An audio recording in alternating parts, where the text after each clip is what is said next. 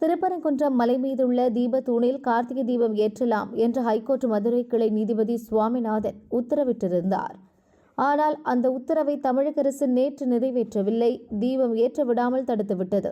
மேலும் தனி நீதிபதி உத்தரவை எதிர்த்து தமிழக அரசு அப்பீல் செய்தது.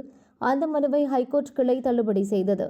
இதனிடையே கோர்ட் உத்தரவை நிறைவேற்றாததால் மனுதாரர்கள் தரப்பில் கோர்ட் அவமதிப்பு வழக்கு தொடரப்பட்டது. இதை விசாரித்த நீதிபதிகள் சுவாமிநாதன் திருப்பரங்குன்றம் மலை தீப தூணில் இன்றே தீபம் ஏற்ற உத்தரவிட்டார். அப்போது தீபம் ஏற்ற அரசு அனுமதி அளிக்கவில்லை. மேல்முறையீடு செய்யப்போவதாக கூறி மலையேற விடாமல் போலீசார் தடுத்துவிட்டனர். இச்சூழலில் தனி நீதிபதி உத்தரவை எதிர்த்து திமுக அரசு சுப்ரீம் கோர்ட்டில் அப்பீல் செய்துள்ளது.